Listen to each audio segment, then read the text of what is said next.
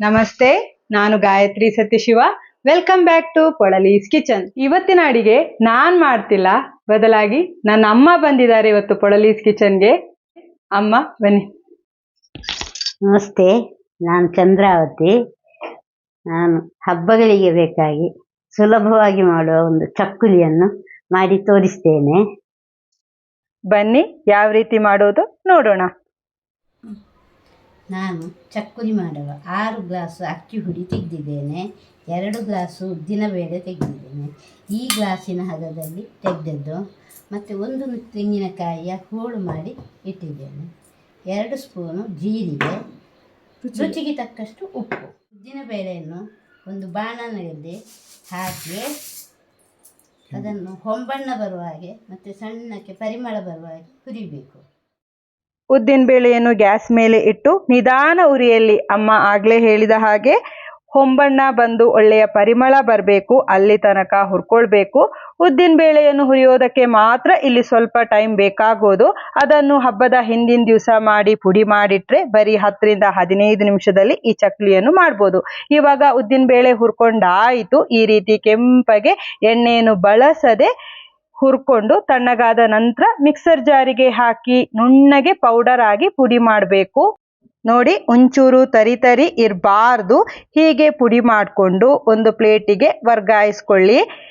ಇನ್ನು ಅದೇ ಮಿಕ್ಸರ್ ಜಾರಿಗೆ 1 ತೆಂಗಿನಕಾಯಿಯಿಂದ ತೆಗೆದಿರುವ ಹೋಳುಗಳನ್ನು ಹಾಕಿ ಮೊದಲಿಗೆ ಪೌಡರ್ ಮಾಡಿ ನಂತರ ರುಬ್ಬೋದಕ್ಕೆ ಅವಶ್ಯಕತೆ ಇರುವ ನೀರನ್ನು ಸೇರಿಸಿ ಇದನ್ನು ಸಹ ಒಳ್ಳೆ ನುಣ್ಣಗೆ ಅರ್ಕೊಳ್ಬೇಕು. ಒಳ್ಳೆ ಬೆಣ್ಣೆ ತರ ರುಬ್ಕೊಳ್ಬೇಕು. ನೋಡಿ, ಈ ರೀತಿಯಲ್ಲಿ ರುಬ್ಬಿ ಇದನ್ನು ಬದಿಯಲ್ಲಿಡಿ. 5 ಕಪ್ ಆಗುವಷ್ಟು ನೀರನ್ನು ಕುದಿಯೋದಕ್ಕೆ ಇಡಿ. ಅದು ಕುದಿಲಿ. ಮಿಕ್ಸಿಂಗ್ ಬೌಲ್ಗೆ 6 ಕಪ್ನಷ್ಟು ಅಕ್ಕಿ ಹಿಟ್ಟನ್ನು ಹಾಕಿ, ಅಕ್ಕಿ ಹಿಟ್ಟು ಇಲ್ಲಿ ಫ್ರೆಶ್ ಆಗಿರಬೇಕು, ಆದರೆ ಮಾತ್ರ ಚಕ್ಲಿ ಚೆನ್ನಾಗಾಗೋದು. ರುಚಿಗೆ ತಕ್ಕಷ್ಟು ಉಪ್ಪು, 2 ಚಮಚ ಜೀರಿಗೆ ಹಾಕಿ ಚೆನ್ನಾಗಿ ಮಿಕ್ಸ್ ಮಾಡಿದ ನಂತರ ಕುದಿಸಿರುವ ನೀರನ್ನು ಸ್ವಲ್ಪ ಸ್ವಲ್ಪನೇ ಸೇರಿಸ್ತಾ ಚಕ್ಲಿ ಹಿಟ್ಟನ್ನು ಕಲಿಸ್ಬೇಕು. ರುಬ್ಬಿರುವಂತಹ ತೆಂಗಿನಕಾಯಿ ಕೂಡ ಹಾಕೋದಿದೆ, ಅದರಲ್ಲೂ ನೀರಿನಂಶ ಇದೆ. ಹಾಗಾಗಿ ಬಿಸಿ ನೀರನ್ನು ನೋಡಿಕೊಂಡು ಸೇರಿಸಿ ಕಲಿಸ್ತಾ ಹೋಗಬೇಕು. ಇನ್ನು ರುಬ್ಬಿರುವ ತೆಂಗಿನಕಾಯಿ ಪೇಸ್ಟ್ ಹಾಕಿ ಅದನ್ನು ಸಹ ಚೆನ್ನಾಗಿ ಮಿಕ್ಸ್ ಮಾಡಿ. ಇಲ್ಲಿ ಬಿಸಿ ನೀರನ್ನು ಹಾಕಿದ್ರಿಂದ ಕೈಯಲ್ಲಿ ಕಲಿಸೋದಕ್ಕೆ ಸ್ವಲ್ಪ ಕಷ್ಟ ಆಗ್ಬೋದು. ಮೊದಲಿಗೆ ಈ ರೀತಿ ಸ್ಪ್ಯಾಚುಲಾದಿಂದ ಮಿಕ್ಸ್ ಮಾಡ್ತಾ ಹೋಗಿ ನಂತರ ಕೈಯಿಂದ ನಾದ್ಬೋದು.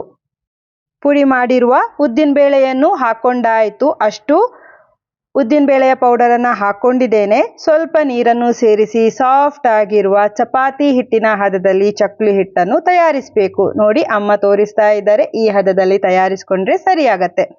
ಚಕ್ಲಿ ಒರಳಿಗೆ ಬಿಲ್ಲೆ ಹಾಕಿ ನಂತರ ಚಕ್ಲಿ ಹಿಟ್ಟನ್ನು ತುಂಬಿಸಿ ಚಕ್ಲಿಯನ್ನು ಮಾಡ್ತಾ ಹೋಗೋದು. ನೋಡಿ, ಚಕ್ಲಿ ಪ್ರೆಸ್ ಮಾಡುವಾಗ ಕಟ್ ಆದರೆ ತಯಾರಿಸಿರುವ ಹಿಟ್ಟು ಗಟ್ಟಿಯಾಗಿದೆ ಅಂತ ಅರ್ಥ.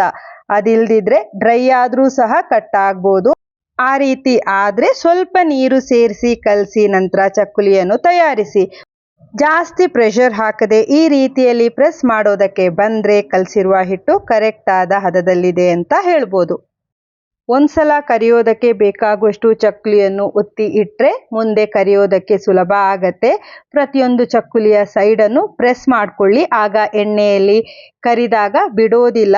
ಎಣ್ಣೆ ಬಿಸಿಯಾದ ನಂತರ ಒಂದೊಂದೇ ಚಕ್ಕುಲಿಯನ್ನು ಹಾಕಿ 30 ಸೆಕೆಂಡ್ಸ್ ಆದ ನಂತರ ತಿರುವಿ ಹಾಕಿ ಹೊಂಬಣ್ಣ ಬಂದು ಎಣ್ಣೆಯಲ್ಲಿರುವಂತಹ ನೊರೆ ರೆಡ್ಯೂಸ್ ಆಗತ್ತೆ. ಅಲ್ಲಿ ತನಕ ಫ್ರೈ ಮಾಡಿ ಎಣ್ಣೆಯಿಂದ ತೆಗಿಬೋದು. ಈಗ ಚಕ್ಕುಲಿ ರೆಡಿ ಆಯಿತು. ಹೇಗಾಗಿದೆ ಅಂತ ಅಮ್ಮ ಹೇಳ್ತಾರೆ ನೋಡಿ. ಚಕ್ಕುಲಿ ರೆಡಿ ಆಯಿತು. ನೋಡಿ ಹೇಗಾಗಿದೆ ಅಂತ. ನೋಡಿ, ಚಿಕ್ಕಾಗಿದೆ. ನೀವು ಕೂಡ ಇದನ್ನು ಟ್ರೈ ಮಾಡಿ ನೋಡಿ. ನೋಡಿದ್ರಲ್ಲ ಚಕ್ಕುಲಿಯ ರೆಸಿಪಿಯನ್ನ ಅಮ್ಮ ಮಾಡಿ ತೋರಿಸಿದ್ದಾರೆ. ಈ ಬರುವ ಹಬ್ಬಕ್ಕೆ ನೀವು ಕೂಡ ಟ್ರೈ ಮಾಡಿ ನೋಡಿ. ರೆಸಿಪಿ ಹೇಗಾಗಿದೆ ಅಂತ ಕಾಮೆಂಟ್ ಮಾಡಿ ಹೇಳಿ. ಇವತ್ತಿನ ವಿಡಿಯೋ ಇಷ್ಟ ಆಗಿದ್ರೆ ವಿಡಿಯೋಕ್ಕೊಂದು ಲೈಕ್ ಮಾಡಿ, ವಿಡಿಯೋವನ್ನು ನಿಮ್ಮ ಫ್ರೆಂಡ್ಸ್ ಆ್ಯಂಡ್ ಫ್ಯಾಮಿಲಿ ಜೊತೆ ಶೇರ್ ಮಾಡಿ. ಮುಂದಿನ ವಿಡಿಯೋದಲ್ಲಿ ಇನ್ನೊಂದು ರೆಸಿಪಿ ಜೊತೆ ಮತ್ತೆ ಭೇಟಿಯಾಗೋಣ. ಧನ್ಯವಾದಗಳು.